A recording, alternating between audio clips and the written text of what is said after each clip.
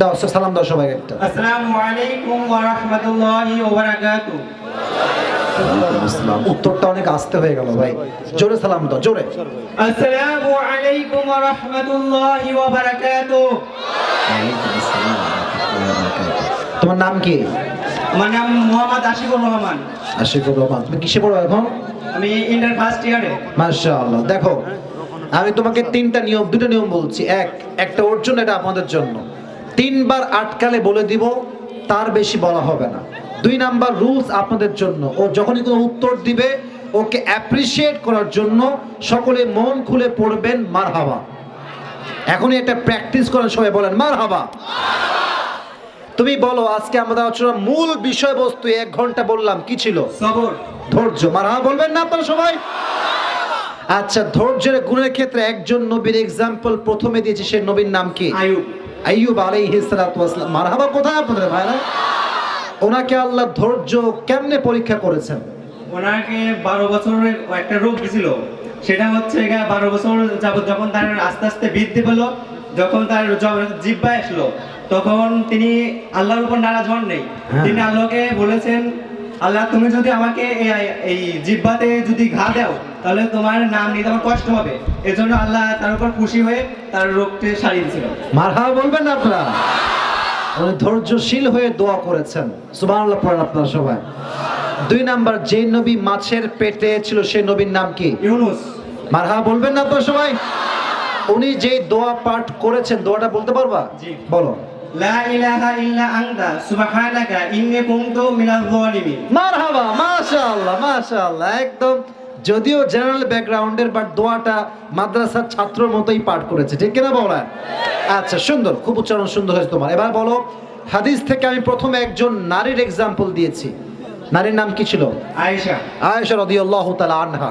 তো আমি বলেছিলাম আয়েশার উপরে কি আসছিল এবং তিনি কি করেছেন, বলো। তিনি নাকি এক সাহাবীর সাথে জিনা ব্যভিচার করেছেন। এই ব্যভিচারটা, নাউজুবিল্লাহ পড়বেন না আপনার সামনে। তারপরে কি করলেন উনি এত অপবাদ পাওয়ার পরে? তারপরে তিনি ধৈর্য ধারণ করছিল। তাকে হযরত মুহাম্মদ সাল্লাল্লাহু আলাইহি ওয়াসাল্লামও তাকে অবিশ্বাস করেছিল, কিন্তু আল্লাহ তাআলা তার পক্ষ থেকে, জিবরাইলের পক্ষ থেকে একটা কোরআনের আয়াত নাযিল করে দিয়েছিল। মারহাবা বলেন সবাই। এই যে এত আল্লাহ সম্মান দিলেন, এই সব কিছুর পেছনে কোন গুণটা ছিল? ধৈর্য। মারহাবা বলেন সবাই। এতে একটাও আটকায় না ভাই। টাকা তো কনফার্ম লস আজকে আমার। মানি ব্যাগ কোথায় গেল? আচ্ছা, শেষ হাদিস একজন নবী যে স্ত্রীকে নিয়েছিল, নবীজির নাম কি এবং তার মায়ের দিকে বসে পড়ো। মেয়েটার নাম কি বলো? খাদিজা রাদিয়াল্লাহু তাআলা আনহা। মারহাবা বলবেন না আপনারা সবাই? আচ্ছা, ওনার হাদিসটা কেমন ছিল? উনি তার সবরের বিনিময়ে কি পেয়েছেন বলো সবাইকে। তিনি তার সবরের বিনিময়ে হযরত মুহাম্মদ সাল্লাল্লাহু আলাইহি ওয়াসাল্লামকে একজন চরিত্রবান হিসেবে স্বামী পেয়েছেন। মারহাবা বলেন সবাই। মাশাআল্লাহ, আর আটকানোর কোনো সুযোগ নাই আমার যুবক ভাই। মাশাআল্লাহ, প্রত্যেকটা হাদিসের মূল কথা, মূল সারাংশ আমাদের সকলের জন্য বলে পাবনার সম্মানকে সে রক্ষা করেছে, ঠিক কিনা বলো? আমাদের হুজুর কোথায়? হুজুর উনি কিন্তু ওনার মানে পরিচিত, ওনার ছাত্র। হুজুর আপনি একটু হাত রাখেন। আপনি হাত রাখেন, আমরা দুজন মিলে দিব। এদিকে আসো। দাঁড়াও। মাশাআল্লাহ, মারহাবা বলবেন না আপনারা? টাকা 500ই দিতাম, কিন্তু কষ্ট খুচরা টাকা নাই আজকে। তো যাই হোক, 1000 টাকা দিয়ে দিয়েছি। আমার এই যে ভালোবাসার একটা উপহার, রাগ করছেন নাকি আপনারা যুবক ভাইরা? আমি ওর জন্য দোয়া করি, আল্লাহকে ইসলামের খাদেম হিসেবে কবুল এবং মঞ্জুর করুন। সকলে পড়া আমিন।